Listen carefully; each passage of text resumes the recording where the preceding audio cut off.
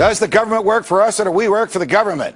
Can the federal government take credit for saving us from a plot of its own creation? Tonight, has the federal government kept us safe, or does it just want us to think that it has kept us safe? Since the tragedy of 9/11, numerous crazies and low-level copycats have engaged in criminal behavior which they hoped would result in the deaths of innocent Americans and somehow advance their cause of jihad. If you ask the leadership of the FBI, most of whose field agents are tireless, dedicated, Constitution-supporting professionals, it will tell you that the FBI, has foiled about 17 plots to kill Americans during the past 10 years. What it will not tell you is that there have been 20 foiled plots, and of them, 3 were interrupted by members of the public. The 17 that were interrupted by the feds were created by the feds. We all remember the 3 that were foiled by diligent Americans: the shoe bomber, the underwear bomber, and the Times Square bomber. In all of these cases, the crimes charged were those of attempting to kill and conspiring with others to do so. In all 3 of those cases, alert Americans on transcontinental flights or in the streets of New York City told authorities of bizarre behavior or actually subdued the threats themselves. There was no foiling by the FBI. The plotters were, thankfully, bumbling fools who had poorly planned their criminal behavior and who ended up harming no one. All 3 are serving life terms. But the more curious cases are the remaining 17 for which the federal government has taken credit. They all have a common and reprehensible thread. They were planned, plotted, controlled, and carried out by the federal government itself.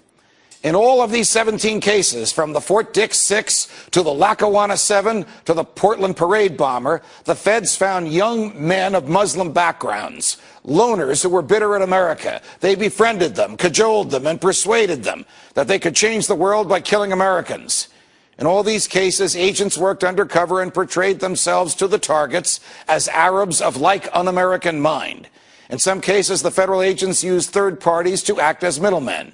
The third parties were typically persons who had been convicted of crimes and who, in return for leniency at their own sentencings, were willing to work with the same feds who prosecuted them in order to help the feds entrap whomever else those feds were pursuing. Thus, in all 17 of these cases, because of the command and control of federal agents, no one was ever in danger, no one was harmed, no bomb went off, and no property was damaged. But in all those cases, the losers whom the feds targeted each believed that they were interacting with real plotters who would bring them cash and bombs. As we know, sometimes the cash arrived, but the bombs never did. The defendants were essentially charged and convicted for playing a game with federal agents. The most recent of those government-generated plots was revealed yesterday.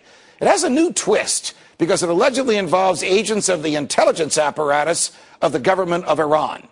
It, too, was destined to go nowhere, as the feds monitored and taped every move made by their target as he interacted with federal agents whom he stupidly believed to be drug dealers and co-conspirators. Today, the feds themselves revealed that high officials of Iran's government knew nothing of this. Of course, the neocons have demanded bombs on Tehran, no matter what the government there knew. And this plot came to light the day before Attorney General Holder himself was subpoenaed by Congress in the Fast and Furious case. You get the picture. Are any of these plots criminal? Can the government just pick and choose whom to seduce and then lower the boom at the right time and arrest its would-be Confederates? Is this a proper and efficient use of law enforcement resources? The answers to these questions are obvious, and they are not good.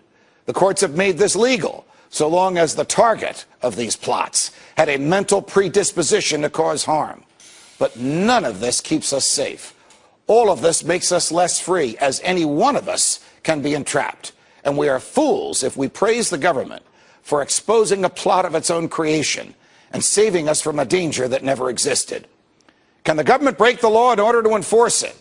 Well, when it does, it becomes a law unto itself, and the rule of law dies as the feds decide whom to target and whom to trap. Think about it. Are we really safe in a false sense of security? Why do we pay the government to trick us into believing it is keeping us safe? When no one is harmed and the government controls the plot, aren't we just punishing someone for his thoughts? And in a free society, aren't free people free to think as they wish? This must be so, because if the government can punish our thoughts, there are no limits to its power. From New York, defending freedom,